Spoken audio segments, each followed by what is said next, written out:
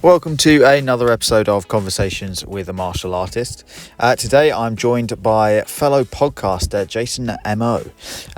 He hosts the White Basement podcast, as you hear us talking about a little bit, but he's a keen martial artist himself. He's a Brazilian Jiu Jitsu brown belt, very passionate about it. It's sort of his main hobby at the moment, as we talk about, but he's also got a bit of a background in Kung Fu for the Kung Fu nerds out there, like myself. Really interesting guy, nice fun conversation. I really think you're going to enjoy this. Please make sure to check out his podcast, the White Basement podcast. I'll put all the links in the description, but without further ado, I will let you sit back and enjoy. Good to go. All right. Jason, thank you very much for coming on down here and joining me. I know it's a bit of a trek down, but I appreciate you giving up your time for me. So for people that don't know you already, would you just introduce yourself briefly and sort of talk a bit about your podcast? Yeah, so my name's Jason. I normally have Jason Mo on the socials. Yeah, you said. So yeah, Jason Mo. I've got a podcast called the White Basement Podcast, which is kind of similar setup to what you're doing, which I've been running for about 2 years. I get an episode out. So far, I've managed to hit my target, which was to get one out a week. Yeah. So every Tuesday, 5 a.m, I've got a new episode that comes out. And it started off as a jiu-jitsu podcast. Yeah. So jiu-jitsu at the moment is my kind of main hobby. And so the story around how the podcast started is during lockdown. Everything shut down. It was very difficult to train everywhere. I was training at Mill Hill. Mill Hill closed down, and we've got under the flat where I live, we've got a double-length garage. And the back of the garage was already kind of converted into a gym. It had like a half a drywall down there, some gym equipment in there, and imagine the most disgusting mats that you've ever seen. I had those. Love them. Yeah. That's a bit of me. Yeah, they were probably from like 1920s. They were like these green canvas I know things, exactly what old. you mean. Yeah. Like someone had been given them and then had got rid of them, and then I'd had them, so they were third hand. And so we had them down anyway. My wife had started training, and she'd torn her MCL and stopped training, and she was kind of at that point saying she's going to get back to training again. And then lockdown happened, and we were like, right, we're sitting at home. We might as well just start rolling around on these mats, and they were like really grubby. So I thought let's put down a proper set of mats. So we, did a bit of research and phoned around and found some jiu-jitsu mats and a canvas and everything. And I wanted to have a white. So it's just a brick garage, but it was whitewashed, and it's got a white ceiling. And I was showing her these pictures of Art of Jiu Jitsu. Yeah, I've seen it. They've got the floral. Yes. Yeah. And they have all the orchids and so I was like, right, we don't need the flowers, but the white gym is really beautiful. Yeah, I like the white mats. Yeah. So, and she was saying, no, it will get all dirty. We should have black or dark brown. I was like, it's only going to be us. Like, it's just us two. Let's have a white. So one of the very few arguments that I've won in our relationship, but we had the white mat, and we were lucky because I had a couple of friends, jiu-jitsu friends, who were coming around to train all the way through lockdown. So I was like, just park at the top and just kind of walk down. Look over your shoulder before you come in. Yeah, because it's just in a garage, right? So as long as you just walk up to the garage and go in, and we can't see what's going on. So anyway, one of my friends who was training regularly, he named it the White Basement. So he said, like the Enzo's gym in New York is the blue basement. You should call this the White Basement. So I was like, okay, cool. That will be the name. And then I podcast was already kind of like my preferred medium of getting information. For you personally? Yeah. If I try and read a book, I've got like 45 seconds, and then my mind is just wandering. But I can sit and listen to stuff, for a long time. So I'd always been kind of thinking about doing podcasts. I'd been following Joe Rogan from when it was the Fleshlight days, the old school ones. Sure, yeah. The proper, right at the beginning. And I'd always been thinking, it'd be like really cool to do a podcast. but I didn't want to commit to doing it and then not be able to sort of be consistent. And so Smith, my friend, one day we're training and we finish and he's like, you know what, we should start a podcast. And I'm like, yeah, let's start a podcast, because I've been wanting to do it for ages, but I didn't want to do it on my own. If you want to do it, let's do it together. And then I'm away, you're sick, you can't do it. We can just... you can work it out. So try and find somewhere to do it. And like I said to you before, I didn't want to buy cameras and buy microphones and have to do all the setup, because through having done some video stuff in the past, it was too much. I wouldn't have been able to commit to kind of doing all the tech side of it. So we looked around at a couple of, like these kind of turnkey studios. You just you walk in and record. But there was nothing close to us. They were quite expensive, and they're a bit clinical as well. It's a bit, they're set up more for voice, not so much for if you want it looking nice. It looks like The Office, a little bit, kind of thing. So, and then I remembered my friend Tom, who I had done some video work for 10 years previous, who I was friends with on social media, but just happy birthday, how you doing? I was like, Tom had a studio. It's 10 minutes up the road from me. I wonder if Tom's still got the studio. Tom, you still got the studio? Yes. Is it set up that I can come and do a podcast? Yeah, of course it is. Come and have a look. And then I walked in, and I had completely misremembered what it looked like. I don't know what I remembered, but I walked in, I was like, this is not what I thought it was, but it was kind of even better than I was remembering. Well, that's always nice. It's the other way that's the problem. Yes, exactly. and so basically he looks after this massive property in Arkley. There's 2 houses, it's on a farm, I think it's about 10 or 15 acres. Cool. He looks after the whole estate, and the woman who owns it had a phase where she was going to be a pop star and said, do you want to build a recording studio? So he had a band, and he was like, cool, I'll build it. Yeah, that works. So he's got this purpose-built recording studio with a proper control room and a desk and a little glass panel and everything. And I was like, this is like better than what Joe Rogan's got. I was like, we're going to do the podcast. So we messed around for like a couple of weeks. We're going to do it next week. And I was like, listen, let's just go and record one and we'll see what it's like. So me and Smith, we went in and we recorded this our pilot episode. And I was like, I thought I was Joe Rogan. I was like, I'm just waiting for Dana to ping my phone to say, hey, come and commentate on the UFC. And Smith had picked me up because he comes past my place to go up to the studio. So we were in the car together. So we're driving back down, and I'm like buzzing, and I'm remembering when I made this joke. It was so funny and whatever. And I look at him, and he looks like he's had a terminal illness diagnosis. And I said, like, what's the matter? And he said, I don't like it. I don't like my sound of my own voice. I don't like talking about myself. It's really stressful. I don't want to do it. And I was like, I'm doing it. Like my hurdle to do it was getting started. Just get started. Once I'd done that first one, I was like, okay, look, I just got to do another one. Do another one and do another one and keep going. And that's all I really need to do.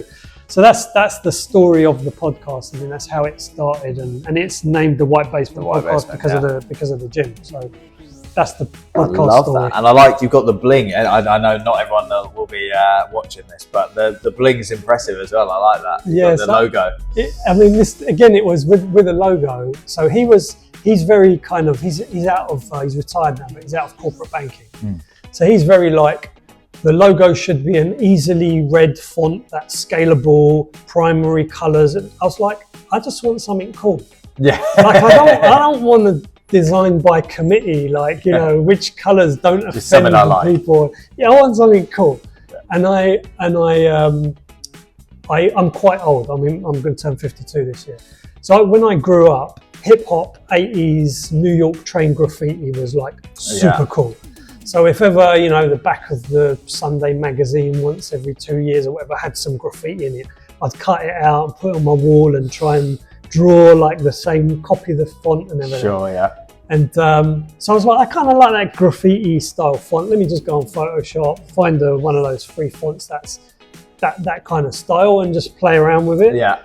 and nice bright colours, pink and blue and whatever. And then I was just like, I like it, it's cool.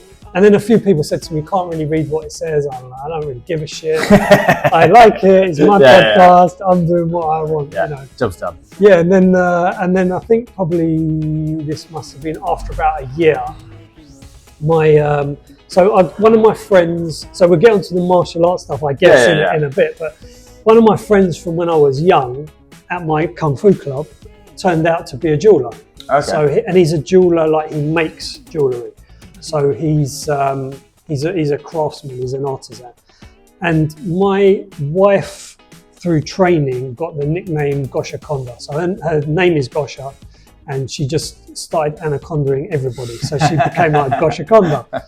So for I can't remember whether it was for a birthday or it was an anniversary. It was something, and I phoned up Stav and I said, Stav, I want to make like a Gosha Konda like piece of jewellery. So she's got like a snake kind of that turns into Gosha Konda, cool, and it's platinum and it's got little diamonds and it was fucking expensive. And you got to get that on the record now. Yeah, no, she knows it was expensive. She knows, don't lose it. It was expensive. It's handmade, you know. It's a one-off, but and it turned out really cool. And I was always like a little bit like, like I kind of need something. Like you know, I've made her this cool piece of jewelry. I want a piece of jewelry. And so I think it was after maybe like about a year or so, I phoned Stav again and I said, something in silver, right? Forget the platinum, forget the gold, it's too expensive now, but do me something in silver. I've only got the budget for one. yeah, exactly. So I kind of sent him all the logo that I had already, and he kind of said, you can do this and you can do that and it can be laser cut, and we went through this whole process. And then in the end, my wife ended up saying, I'll buy it for you for your birthday, for your 50th birthday. So so my plan worked. So she ended up paying for it. But I just thought, you know, it's kind of like the older I get, the more I come to this realization that life is it's pretty brief. You're just trying to find your way through. You're trying to have a bit of fun. You're trying to do stuff that you enjoy. And like, if you have a podcast and you have like a brand, you might as well like have a bit of fun with it. Totally. Why not? You know, I always wanted, when again, growing up, you know, in the 80s, 90s, I always wanted to have a VW badge. Oh yeah. But I was always too much of a pussy to go and steal to take one, yeah. Yeah, so this is like my VW badge. Like, it's kind of my adult equivalent of a VW badge, yeah. So that's the bling from the necklace. I like it, yeah, it's cool, man.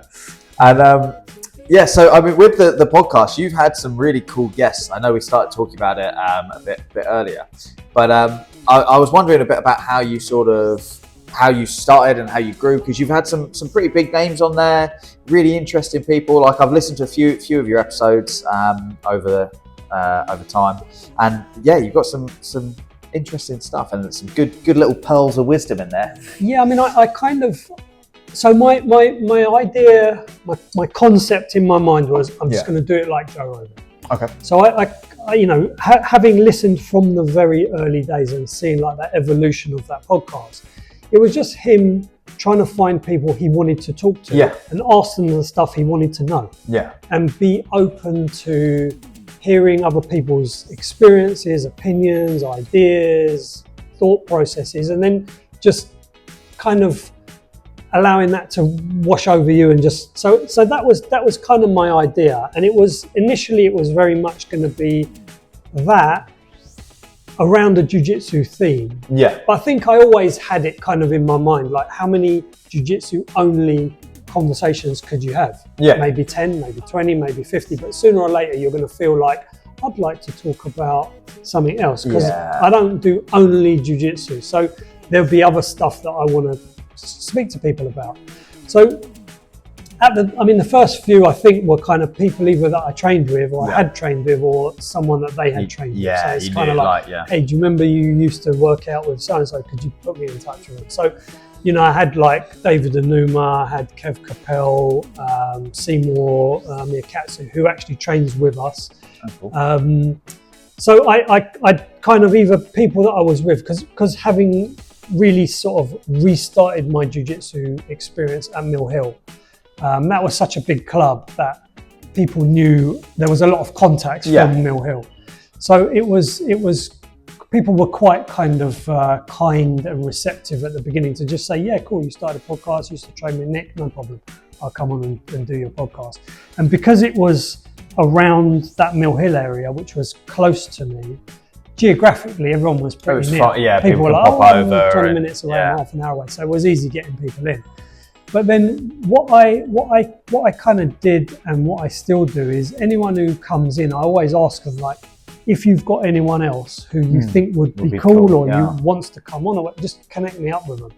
So I'd say probably at least half the guests that I've had on have just been like a referral from someone that I've had in who says, my mate John or my friend Teresa or whatever would be brilliant. And then they've just kind of connected me up, and I've sort of So like we were saying before, the apart from sort of the fun of having a project, is just I've met people and had conversations that I've loved having them, and I'm glad I had them, but they wouldn't have happened. Yeah, 100%. It's only through having done the podcast and like made the effort to start a project, stuff happens, right? If you, I mean, this is one of the things that, you know, again, as the older I get, the more crystallized it is for me. The more stuff you do, the more stuff will happen. If you just sit at home, nothing is ever going to happen. You're literally going to just sit at home. But if you go outside and walk around, something will happen. You'll see someone, or you'll say hi to someone, or a bird will shit on you. Something will happen. And then because of that, now you got to go dry cleaners. And then you go dry cleaners, and then the other guy in the dry cleaners is GSP. And you're like, what? That's GSP. And then things happen. So, you know, I think that's just been not something that I was unaware of, but it's been a really good validation of that for me. Like, if you just get out there and start doing stuff, things will be presented to you that allows you to move forwards. Maybe not even in the way you were necessarily expecting, but it will open doors or send you down other paths, which, you know, if you are receptive to those, it's like the hobbits, right? You know, you just put one foot in front of the other. You never know where you're going to end up, right? You'll end up here sitting in Richmond talking to you. Which would have never happened, right? If you weren't doing it and I wasn't doing it. Yeah, well, so, I always find that super interesting because you get to meet so many interesting people, and I'm like, actually, how many times in my life, even with good training partners that I've had on, how many times have I sat down with them for an hour and just, you know, talked shit? Probably not much. You chat a bit after class or whatever. And the problem as well that we've got these days, which again, you know, I have some of my strongest childhood memories. Until I was 25, mobile phones wasn't really a thing. But most of the time now, you've got your phone in your hand or your pocket, or you're wearing a smartwatch or whatever. And you never have that uninterrupted time to actually have a proper conversation. Maybe you go out with a mate to the pub, you start drinking, you forget about your phone and you have a real good chat, or you're out on a date or whatever. But most of the time, you're either time restricted or the phone time restricts you because it starts doing something. Something happens. Like you say, your friend needs to go to the toilet. You know what you're doing, right? Refresh. What's happened? Did anyone message me? And then you're kind of not in the zone anymore. So, you know, being sort of forced into the situation of sitting down and talking to someone, and the thing for me, which you won't know by listening to this podcast, is I've had to learn to listen to people. Sure. This one you're just going to hear me talking about. Usually, she's on the other foot this time. I try normally to kind of sit and listen and just respond to what the other person is saying. So what I found when I'm not doing a podcast, I still do this a lot of the time. I'm just waiting to talk. I'm waiting for the other person to stop talking so I can tell them my better idea, which is obviously funnier and I'm more intelligent. Obviously, yeah. But it's actually, you have to be quite disciplined to just like sit and let your guest talk, because you've probably found the same thing, that you're thinking, okay, I'm going to ask this question, and then this is my follow-up question. But they start talking about over here, and then you're like, okay, I've got a dilemma, because this was quite a good question, and I want to still know about that. But it's a little bit, it's not like disrespectful, but it's like I'm not really going with where they're going. Yeah. I'm saying, okay, I'm not interested in that. I want to bring you back to my better question, which is funnier, and I've thought about it. Yeah. So being able to kind of allow people to kind of lead the conversation, but still having to keep some kind of parameters of like, hopefully people are going to listen to this. Yeah. Like we can't, it can't just talk about be something us. really specific. We've got to kind of keep it a little bit interesting. It's just been a good kind of learning process for me, and another skill to develop of trying to navigate that kind of, I don't know, interview. I think podcasting is different from interviews because of the longer form, right? Yeah, I think so. Interview technique is much more, we've got a 10-minute segment and the advertiser comes in here and whereas this, it is kind of like you having a conversation in the pub with a friend, right? That's kind of the vibe for it. But yeah, I don't know what your question was, but that was my answer. Doesn't matter, there you go, we wander. No, it was, I mean, you're absolutely right. I find the same thing. I think that's what I quite like filming it here, and, you can have a pint and a bit of a chat. It's very relaxed because it doesn't really matter where it goes. As long as it's entertaining, it's sort of around the topic of conversation that people are tuning in for. Yeah. I think it's always interesting, and everyone's got so many different like experiences and bits like that. And like you say, even with jiu-jitsu, it can get not repetitive, but there's only so many conversations that you can tackle. Are you gi? Are you no gi? Oh, what do you think of this? What do you think of that?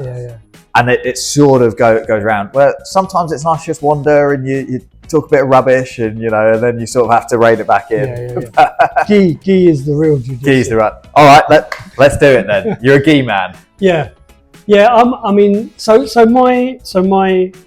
my jiu-jitsu journey, my martial arts journey, I for the third time, I grew up in the 80s. It was like end of Bruce Lee, Karate Kid, Bloodsport, Van Damme. Got on that wave. All of that stuff. And so obviously I was always, just doing skids on the carpet at home and trying to, whatever, looking like a fool. And again, like, when I was young, no internet, no nothing. Like, if you wanted to find a martial arts club, either someone told you, oh, my cousin does karate, or you'd go and read, I don't know, like Martial Arts Monthly, see whether there's an advert for something. Invariably, it would be like, there's one in Birmingham, there's one in Central London, like that's it. It's not, no one's putting an advert for East Finchley down the road because it's expensive. So, couldn't find anywhere to train, looked around, didn't know anyone who trained. Found a couple of places, went and watched a class or did a demo class, didn't like them. And then I was working part-time. My student weekend job was in Tesco, filling up the fruit and veg. And I was it was very like fruit and veg people, dry foods people. Oh, is it? It's very... Beers, wines and spirits. Yeah. Oh, okay, all right. But the dried goods guy he always used to fill up the ends of these aisles.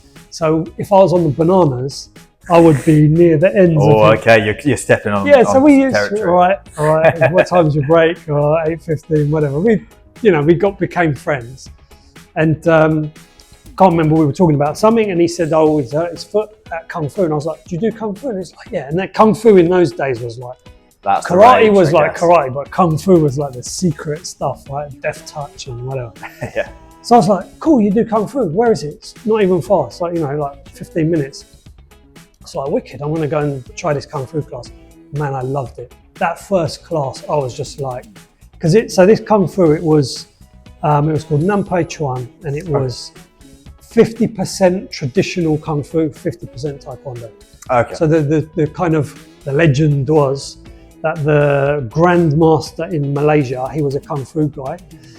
When he was studying with a taekwondo guy, and they taught each other. Sure. It's like from a movie, right? I don't know if that's true, but I always love those background stories, particularly for kung fu styles. Right? They love them. on the side of the mountain and whatever. So he learned taekwondo. He taught the other guy kung fu, But long story short, that we had all the taekwondo kicking, so all the high kicking, spinning, and whatever, which looks awesome. It's great fun. So I get into this first class, people doing these jumping backswing kicks, kicking pads and whatever. I'm like, this is my thing. So I just was into that for that was when I was about 17, turning 18. So I was deep, I think I was training 3 or 4 times a week, and then I was going running and doing some weights with my little plastic dumbbells and whatever. And I was obsessed with that till I was about 25, something like that. That's a good run, yeah. Yes, I got to black belt. I got to a good level, but I finished studying, started working, found out when you've got a real job, you're just knackered all the time. Yeah. And I was like, man, I can't train like 4. I can barely stay awake.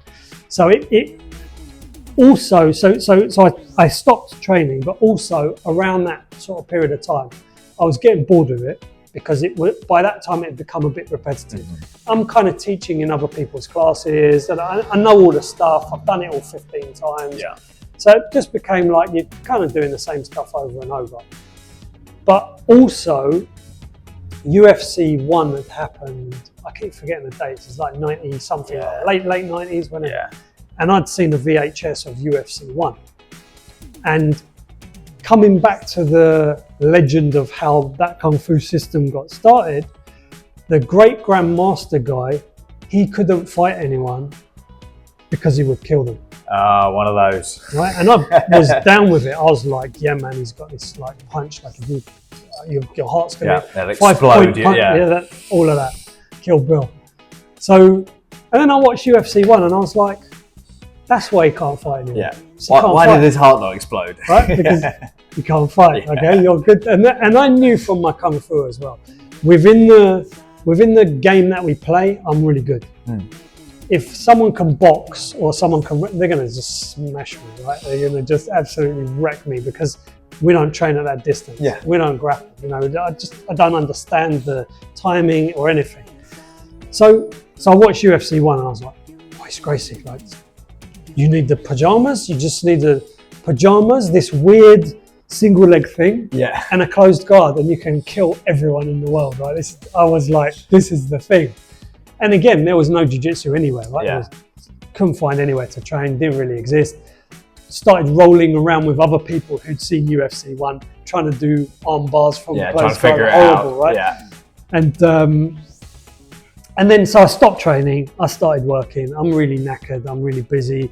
I moved out of the house where I grew up in, moved to a flat, that's a whole nightmare, don't like where I'm living, and everything's like a bit of a mess. And then one of my friends who I had done Kung Fu with rings me up one day and says, I found a jiu-jitsu club in Dalston. Hoist Gracie's coming to teach a seminar tonight. Do you want to come? And I'm like, yeah, that's like, on my wall, I don't know, I probably had like, Arnold Schwarzenegger and Hoist Gracie in the middle, like the big picture. I was like, that's my hero. So I was like, so my first ever jiu-jitsu lesson was a Hoist Gracie seminar at Eddie Cohn's place in Dalston. That's not bad going as an intro, is it? It can't be better, right? Yeah. For me, I was like, if I get killed on the way home, like it's fine, I'm good. But I started training there, but I injured my neck like straight away. It was either in that seminar or it was in the next lesson or the one after. I can't remember. But I got folded over on my back, stretched all up the back of my neck. Carried on training for probably 5-6 months, and then I was like, I can't do this anymore. Like my hands were numb, my back was numb. I was having panic attacks. Like I got vertigo. Like that's completely mashed. I couldn't train for about 9 years, 9 years. Blimey. MRIs, went to the doctor, went to the hospital. Like they were saying, like there's nothing wrong with you. I was like, it's basically like a central nervous system destruction. Like my neck's like a drinking straw anyway, right? So getting folded over was not the best idea. Yeah. So I couldn't train for ages. And sorry, do they still not know what the actual issue was? It was just that. Yeah. I'm like these little fingers still, I get pins and needles. Like it's just, I can feel it gradually like healing, but like Yeah. just don't do that again. Yeah, Like, It was stupid. So gradually it got a bit better, and it got a bit better, and it got a bit better. And then I kept saying to my wife, like, I want to go back to jiu-jitsu or whatever. And then she found this club in East Finchley, which was down the road from where we were living. And I was aware of it because another friend of mine had trained there a year before, just said he'd done a few mixed martial arts classes there. And I was like, cool, let's just go. Because if I don't go now, I was 44. I was like, if I don't go now, I don't think I'm going to ever go back. And I had a hole in my life of like, I'd always been into martial arts. I was like, I want to do a martial art, and I want to do jiu-jitsu, and I want to do gi, because that's Hoist Gracie in the gi, with the pajamas, with the lapel, like that's what I want to do. So I found this place in East Finchley, which was East Finchley Combat Academy, which was Ibby's original place, where I now train with Resistance, up still at Ibby's place. So they were affiliated to Mill Hill, and I started training there, but it was on a Tuesday and a Thursday, and I wanted Mondays, Wednesdays, Fridays because of work shifts. Sure, yeah. And I said, listen, I love it, but I can't really do these nights. And they said, go to headquarters. HQ's got classes every night, just go train there. So I trained at Mill Hill for probably 4 years, up until the pandemic. And then that all shut down. And the White Basement was born out of the back of that. Go. But yeah, the gi thing is kind of, it's like the romanticism of seeing Hoist Gracie, the smallest guy with the gi, just wreck everyone. And just being like, the gi is like a magical costume. You know, it's like Mr. Ben. Remember Mr. Ben? How old are you? Probably not enough. Yeah. So back when there was 3 TV channels, which used to finish at 11:30 at night, there was this kids program called Mr. Ben.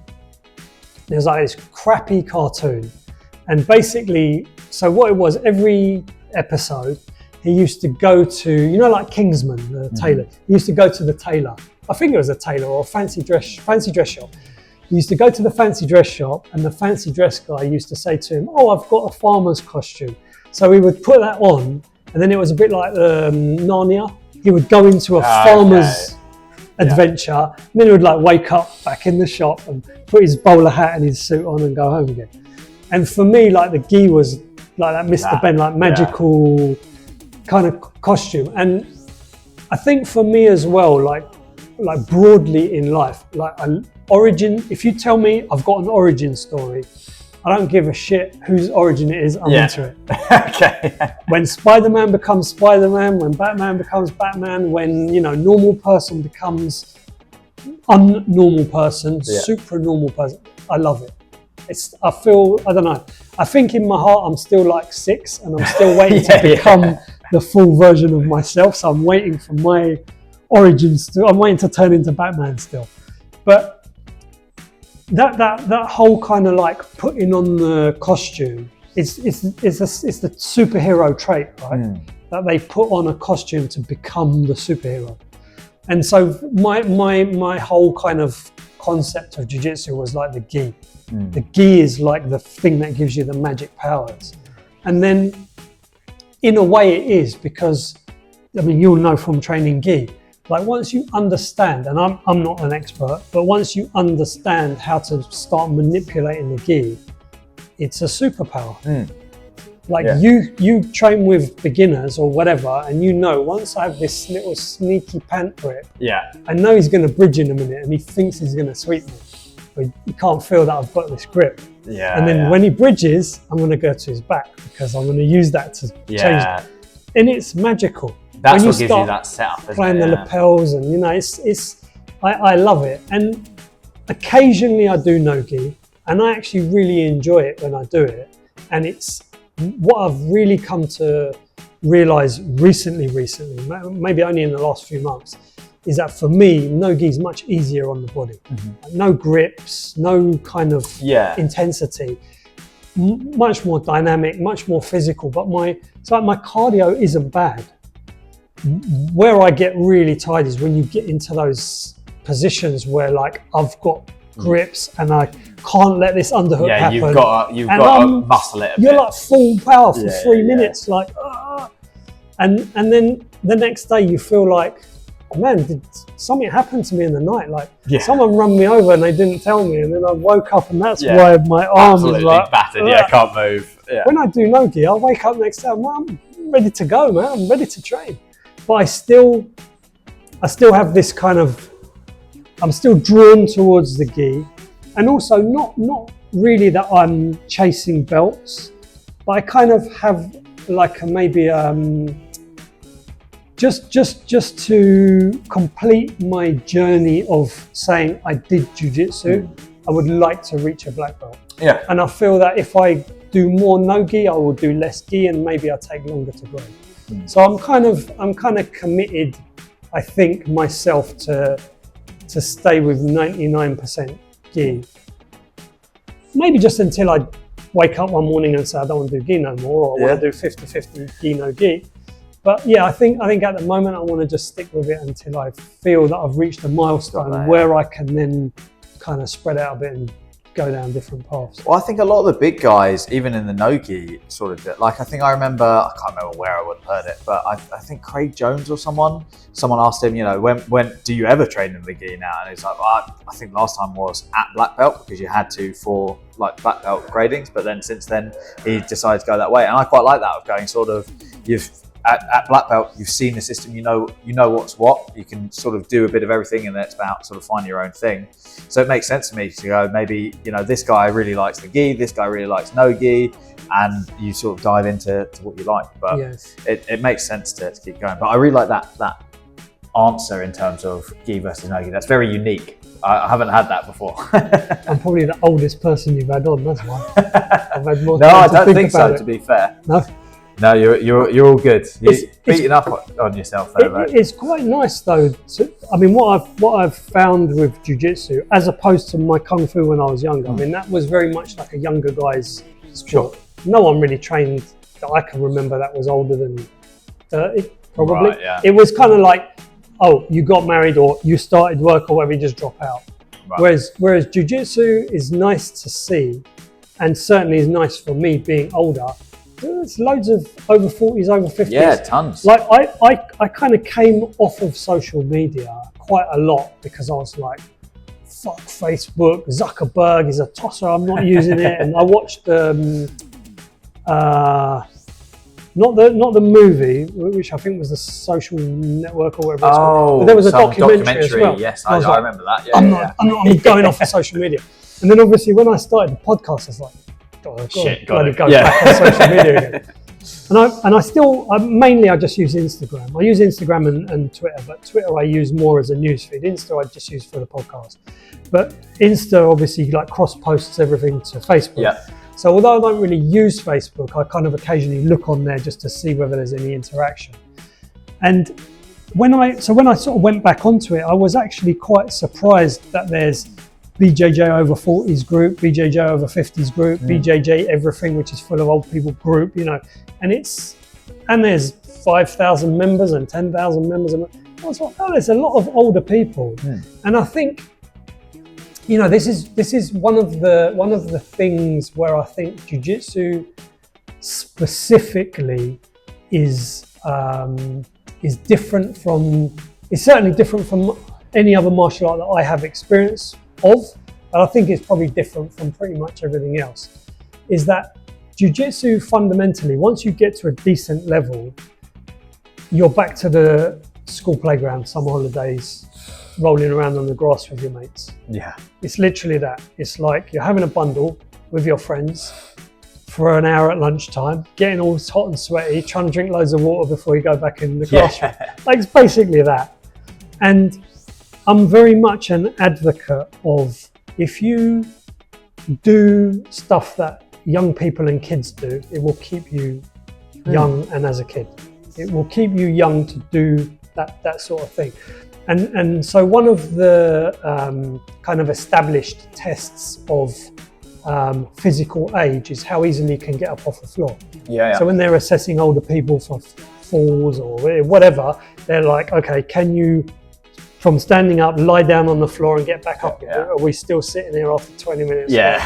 Is she going to make it? Or do you go, yeah, I'm going to do a forward roll and then I'm going to do this and then I'm going to do a little kind of cheeky inversion and stand up. Like, that's what kids do. A bit showy. That's what kids do, right? Yeah. When they're lying on the grass reading a comic and you go dinner time, they don't go, they go, I'm going to do roly-polies and jump up, right? So if you can still do that, you're sending a signal to your neurology. Again, like this injury that I had, I felt how it affected like everything. But you're sending a signal to your nervous system, to your thought process, to the way your body moves, to the way you interact with your environment. Like, I'm a kid. I can do what kids do. Yeah. And not just that in terms of like the physical kind of element of it and the psychological element of it, but in what I was saying earlier about like when you go outside and do stuff, things will happen and whatever. Like you're interacting with your environment. You're basically telling the universe, I can still do kid stuff. So you can still send me kid stuff to do and I will enjoy it. One of the most kind of like mind-altering conversations I had on the podcast. I've had a few that all kind of dovetailed into one another. So I had an energy healer, I had a homeopath, and I had a woman called Krishna who runs a company where they've developed ECG that reads hormone levels in real time, non-invasive. So you literally put it on, it will do testosterone, cortisol, estrogen, etc. And she's quite spiritual, Asian, Hindu type of spirituality. So she's very much talking about kind of reincarnation, the universe, God, life and death, and science and hormones and all of this stuff. But she through her and through having the energy healer and the homeopath, I was kind of getting the same information but from three different versions angles, of like everything is energy, and energy is in a constant state of flux, and so everything that you think is stable is unstable, and everything you think of as a thing is not really a thing. It's just the energy that happens to be in that place at that time, and then it moves. So the energy, the atoms and the energy that's in the table at this moment is now gone into me, and now it's gone into the water, and now it's somewhere else. And so you are constantly interacting with everything around you, sure. And so I just feel that if you can do stuff that tells everything else how you want to exist, then you're more likely to exist in the way you want to exist. Yeah, so you sort of shape your own environment. Yeah, I'm rolling around like a kid. So I'm hanging out with younger people because there's always a lot of young people on the mat. So that kind of keeps you young, and you've got a schedule that you've got to hit because I have to be there at 6 o'clock as the class starts. It's like being at school where you've got to go, and I just feel like I wanna stay young until I can't stay young anymore. Yeah. And jiu-jitsu is one of the most kind of important things that I've found. That's a tool for doing that. So yeah, as I get older, it's nice to see that there's a lot of older other people. Yeah. Because it's hard work training with 20-year-olds. Yeah, and also, they have very different priorities. So there's a little story that I always used to like, which is that the bull and the baby bull on the hill. Do you know this one? No, I don't think so. So there's a daddy bull and a baby bull, and they're standing up on the hill, and they're looking down into the valley, and down the bottom are all these cows. And all these cows are grazing, and the little bullock, whatever they're called, he's jumping around, he's all excited, and he's saying, Dad, let's run down the hill and fuck one of those cows. And the dad says, no son, let's walk down and fuck them all. But as you get older, your focus, your priorities, what you're trying to get out of things is different from when you're young. So when you're a young man, and I can speak from personal experience, when you're a young man, you're trying to make your way in the world. When I'm 18, I may still be Batman. It's possible. Yeah. Right? I might still be Tom Cruise. Yeah. I might still be Gordon Ryan. I might still be Elon Musk. Now I'm 50. No Batman, no Gordon Ryan, no Elon Musk, no Tom Cruise. So my focus is different. Yeah. And I don't necessarily want to keep robbing that from the 18-year-olds who still think they're going to be Gordon Ryan. So do I want to play the game with them of like, I'm going to get some really shitty grips and then I'm just going to tie you up for 5 minutes? Because I know if I let you free, you're going to just completely destroy me. So I'm going to play my game and just kind of be a bit slow and boring. That's not really great for them. It's good for them to experience it maybe one round out of every 10. Figure it out, yeah. But you don't want 10 rounds of that with these old guys that just lie on you. You want to do knee cut inversion, berimbolo, rolling back takes. Sexy shit. Yeah, you want to do that stuff, and you should do it while you can do it. Yeah. So it's nice to have older people to train with. That I know they're like, we're gonna just do that slow shit. Yeah. Cool. Let's see who can do the slowest, shittiest shit on each other, and we'll both be happy. So yeah, it's nice to have young people to train with, but it's nice to have older people to train with. You say that as well, but to be fair, the nice thing about jiu-jitsu, and again, you sort of alluded to it there, it's quite unique in that you do have a much older, or there is a bigger, older population in jiu-jitsu compared to any other martial art. But it's not like they're just sort of because you do see older dudes in other martial arts that are just sort of hanging on, and you're like, oh yeah, we just sort of let him, do his thing in the corner. Yeah, really fat, exactly. Drinking a pint. Yeah. But in jiu-jitsu, you don't get that because the older guys, although they might not be as like energetic as younger dudes, they're still normally some of the best guys that you'll find. Yeah, we've got a guy who trains regularly at Resistance called Graham, who I've had on the podcast.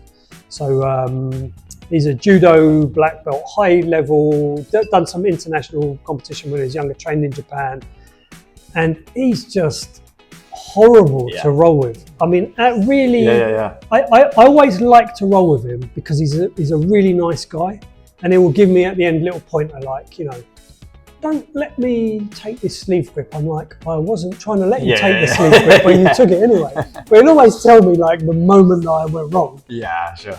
But man, it is really. I'm not claustrophobic. I don't think I've ever panic tapped. But whenever I'm really close, it's always with him. It's always with him where I'm thinking like, I need to tap. Yeah. And then I'm like, it can't be much longer. Like, because he's slow, right? So it's 5 minute round. Like how bad I can make it. But with him, I'm just like, if he only taps me twice, great. If he taps me 3 times, that's still all right. 4, I should have done better. But man, it's the grinding. But you know what? That is actually kind of circling back. That is actually the jiu-jitsu that impresses me the most, or that kind of I feel is the most powerful, because that is the jiu-jitsu that stays the longest. Mm-hmm. Yeah. The athletic stuff will leave you when your athleticism leaves you. Yeah. So at some point you can no longer do rolling back takes or inverting or whatever, because your back is gone or your hips are gone or whatever, and a lot of older people have got, I've got like a really bad herniated disc. It's never really going to get better. It's manageable. I train around it. It's not a problem. But if I rely on certain things, I just can't do them. So if that's part of my game, I have to understand that's not always going to be there.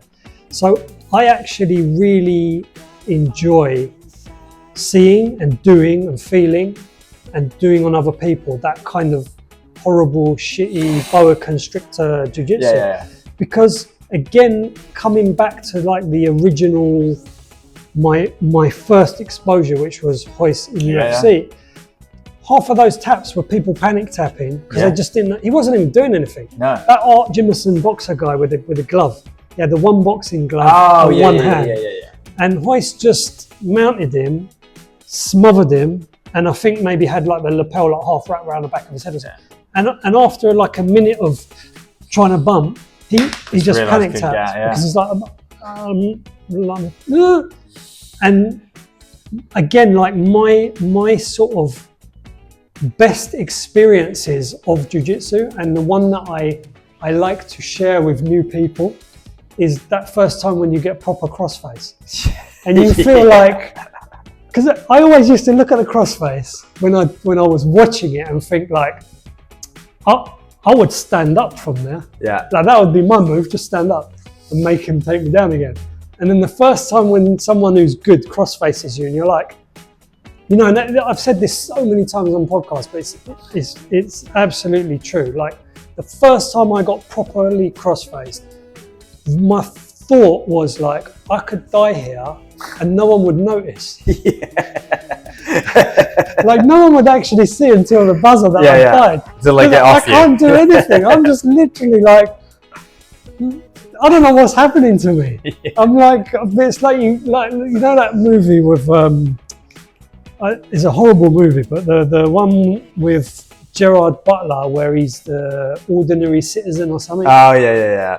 It's a grim film, but you know when he injects that guy with a like blowfish toxin that paralyzes. Oh yeah. I'm like, it's like that. Yeah. Like I got a crossface and I was just like, I can't move.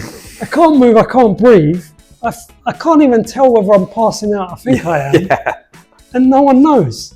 Everyone who's watching is going, why doesn't he just stand up? Yeah, why doesn't he stand up? And like that's, you know, I whenever I get new people, I always like to crossface the shit out of them. Oh, I bet they love that. But just because I feel like, you know, I think there's this thing that people kind of have of like the jiu-jitsu's for everyone, but it's not. Jiu-jitsu is for people that like jiu-jitsu, and there's some people that go, this is horrible. Yeah. And I feel that first experience, not necessarily getting crossface, but the first time when you roll with someone who's half decent, and they just dominate you, and you think, bro, I would just spaz out, bro, doesn't work. Bro, I would just do this, doesn't work. I'll just turn away and it doesn't work. Yeah. And then you realise like, this is like magic. Yeah. Like this is a wizard. This is like, you know, when you used to play Dungeons and Dragons, right? It's like a level 14 wizard. Yeah. And he's got like level 20 control skill. And then I don't know magic. Yeah.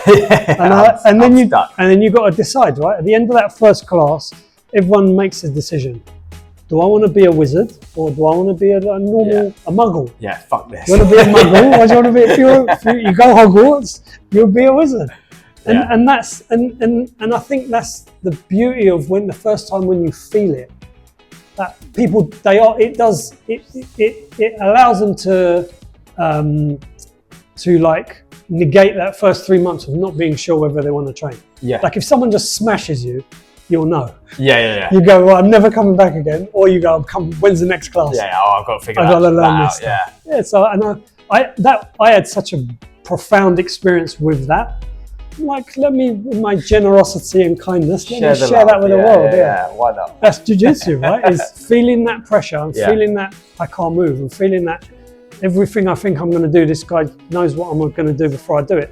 That's jiu-jitsu. It's such an important part of it, I think, as well, because like you say, to get that early on, I think is really important for grappling, because you do realise pretty fast exactly how little you know.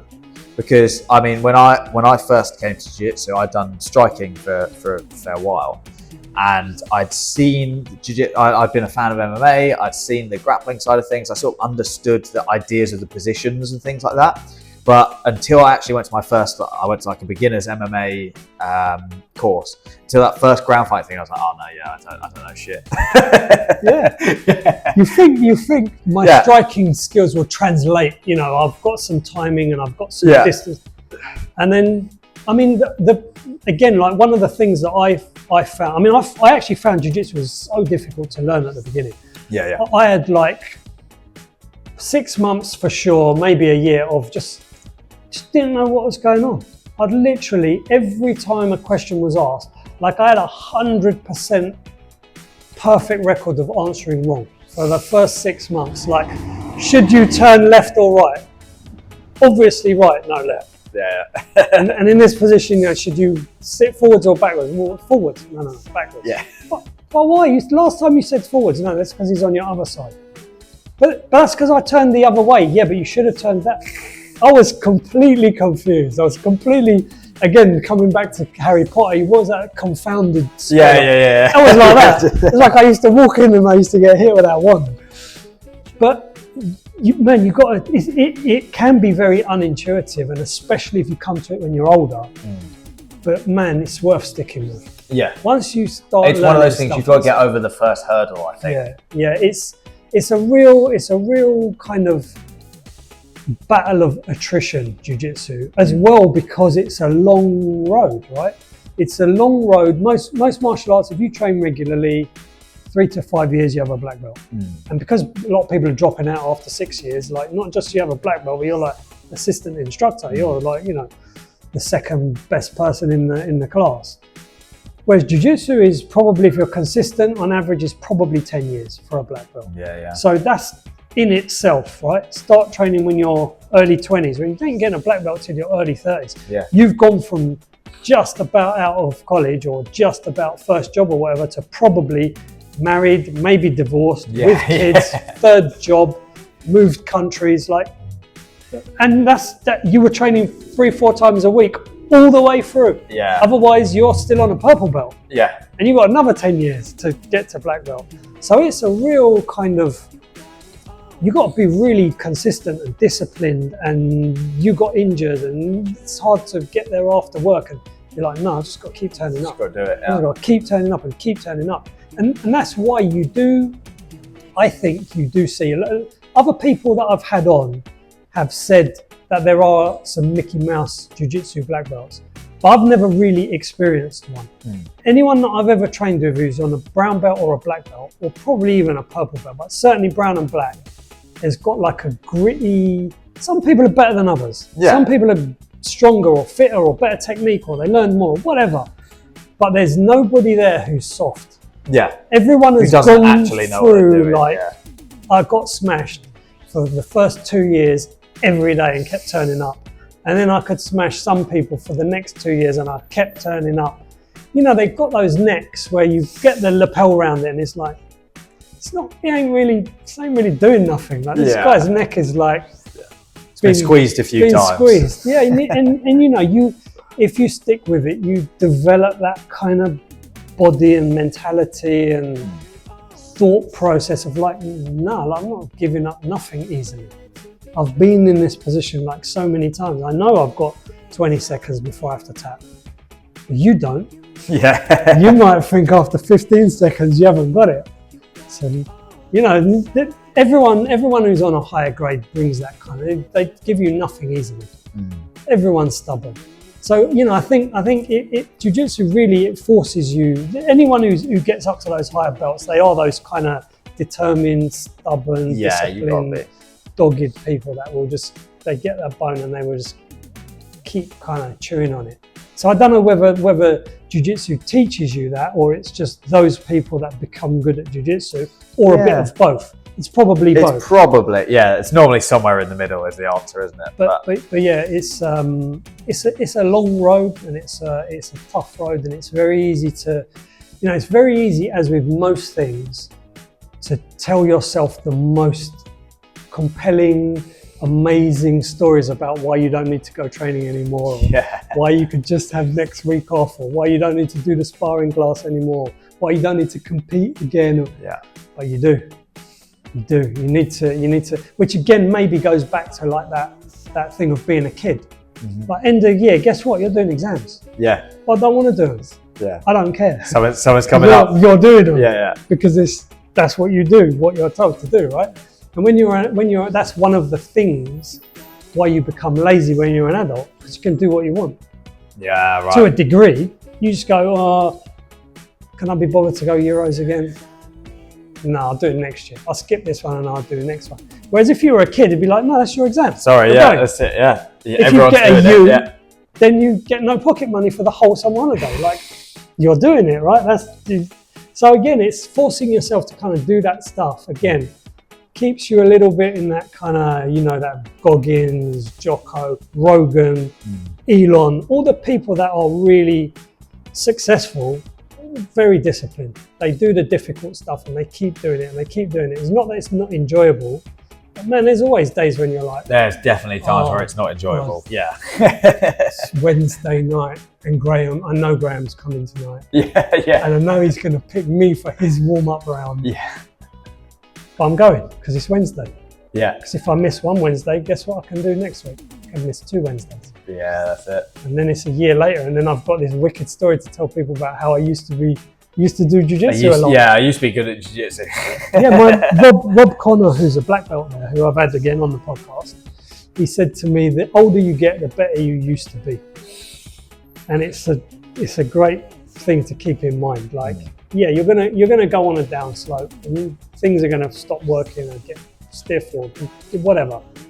But man, you just keep trying to stay with what you can do. He said it's like you're driving on the middle lane on a motorway, and there's cars that come past you in the fast lane. So as you feel them pulling up to you, you try to stay with them as long as you can. You know they're going to pass you, and then they pass you. And then another car will pull up, and you try to hang with it, and then it'll pass you. And that's life. That's literally how life is. You just try to stay with those guys as they come and pass you. And eventually, you know, you'd be that little old man that will say, man, when I was 20, 30, 40, 50, 60, 70, I used to have a sick Brabo choke. I used to have a wicked rolling back tape. And the kids are looking at you like, no, you didn't. Like, you can't even fucking sit up properly. But that's how it is. Yeah. I guess it depends as well how you sort of motivate yourself at that point as well, because it depends. Like, there's a point, particularly I guess as you're older, where you might not be so inclined to compete. You might not need, you know.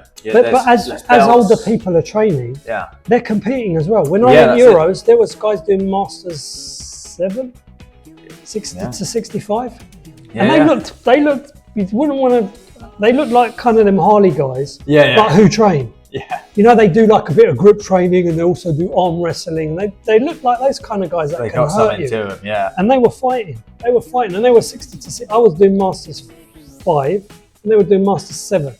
So, you know, still I was like, look at us setting an example with the old guys. I was like, no, they're 10 years older than than the old guys. And they're still doing it.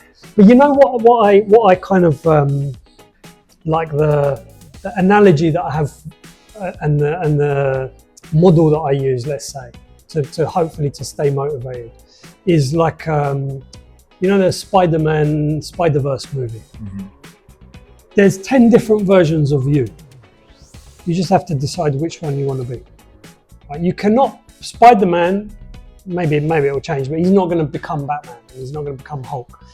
But there's 10 different Spider-Mans. One of them's a pig. One of them's a cartoon. One of them's tall. One of them's black. One of them's short. You just have to decide, okay, like I look at my friends, my school friends who I'm still friends with, we're all in our 50s. Some of them are fat, some of them are not. Some of them still do sport, some of them do not. Some of them are taking medication, some of them are not. Like you just have to choose. I've got 10 possibles. The one that trains a lot, the one that trains a bit, the one that doesn't train at all. The one that makes excuses, the one that drinks every night, the one that whatever. And I just try to make myself, okay, when, as I said, I'm still waiting to grow up, right? When they call me and say, we want to make a Spider-Verse movie about your life, is this version of me one that I'm like, yeah, man, I'm the cool one? Or is it the one where I go, oh, man, I can't believe I'm the pig. I didn't have to be the pig, but I turned out that I ate too much. I didn't do anything. I turned out to be the pig. You know, I just feel like comparing yourself to other people is fruitless. Definitely. Competition is fine because you're just, but I think for me, competition is much more like, I'm just testing, can I do my school exams still? Or do I just go, I can't be bothered, I ain't doing them. Like I don't have to do them, I ain't doing them.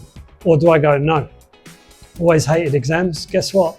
You're competing. You're gonna hate it again, but you're gonna do it just to see whether you can still do it Yeah. Not can I beat someone? If I beat someone, it's great. If I get a medal, I think I'm so clever. Look, I won a medal. But it's more about, can I, like I remember when Goggins was on Rogan, I don't know whether you listened to it.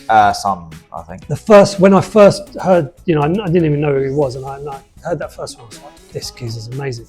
I remember him saying, of all the crazy stuff that he talked about, Rogan, near the end, Rogan said to him, so like, what are you doing at the moment? And he's like, oh, my book's come out and whatever. So he said, at the moment, I'm digging fire trenches. So basically, it's a two-man team. They drop you like in the middle of the woods. Oh, yes. For like a week, with food and shovels. And then you basically dig this ditch that has to be like 1 foot wide and 2 foot deep. You just keep digging until they come and pick you up. You dig 12 hours, a guy sleeps. He digs 12 hours, you sleep. And you just do that for a whole week. And Rogan was like, is it like really good money? He's like, no, shit, it's like $5 an hour. And he said, why'd you do it? He said, it's the worst thing I could find to do. Couldn't find anything that was, I looked for the worst thing I could do, and that was it, so that's what I'm doing. And it's kind of like, I ain't gonna go and dig fire trenches. Don't get me wrong. Not there yet. No.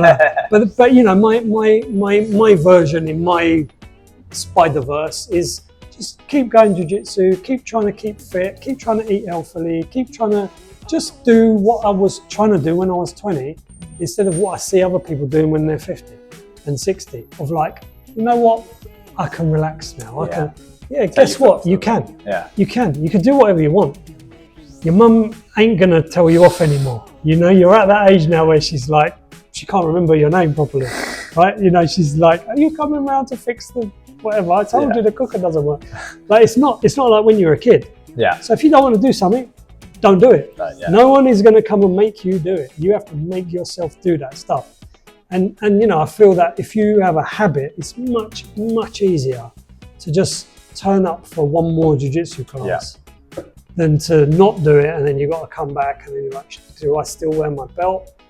And then there's guys that I used to smash are brown belts, and man, that's hard. It's much easier to just go, keep going. One more class, just go to the next class, One more day where I don't eat stupid crap. I'll eat something that's more stupid tomorrow. Let me just try and eat a bit better today. And then it gets to tomorrow, and then you're like, I don't know, maybe I'll eat all right today. And I'll do. I don't have to sort of be like, I'm going to do this till I'm 80. Yeah. But I just try and kind of keep plodding, right? Yeah. Back to the hobbits. Yeah. One foot in front of the other, and in the end, we'll end up in the same place, right? In the ground. True. So it's just in the middle. Where do you want to? Yeah. Where do you want to go? How do you want to do it? Yeah. Oh, I love that, man. That is a healthy attitude and probably a perfect way to wrap up there. Did we hit the? Well, I think we've sort of smashed it. So professional. There you go. Where's the best place then for people? I'll put all of the links and things to the White Basement in the descriptions for wherever people are listening. But what's the best place for people to follow you and check out the pod? Yeah, so I mean, Insta's the best for social media. So I post on Insta, and I post updates for all the shows and all of that kind of stuff. So if you want to follow at White Basement Pod on Instagram is the best. It's cross-posted to Facebook, but I don't actually do much over there. The podcast, you can listen to it wherever you listen, so Apple, Spotify, all of those places. The YouTube channel was doing pretty well, but it got pulled. They deleted me because some of the conversations have been stuff which I won't mention, so you don't get deleted. Things that you can't mention without getting deleted. And people had said to me, if you talk about this, you're going to get deleted. And I was saying, no, I won't. And then it got deleted. So I'm not on YouTube. The short version is it's not on YouTube anymore. I'm moving everything over to Rumble. Okay, so if you want to watch it, go to at White Basement Pod on Rumble. I put a new episode out every Tuesday at 5 a.m. So far I have managed to hit that, and I've got people booked in for September. So all the way through September should stick to that. But yeah, at White Basement Pod pretty much everywhere. But Instagram for the socials is best, and Spotify probably, or Rumble to actually watch the shows. And they're normally longer. They normally go like 2 hours. So people, probably dip in and out and listen to half an hour here and there. But the same for people that interact with your stuff. Just leave comments on the social media, or leave little thumbs up, put a little smiley, because when you just go, oh, that's cool, and you just scroll through it, it just disappears. It's really helpful if you write, this episode was good, or this episode was rubbish, or I don't like this person, or I do like that person. Like, that really helps.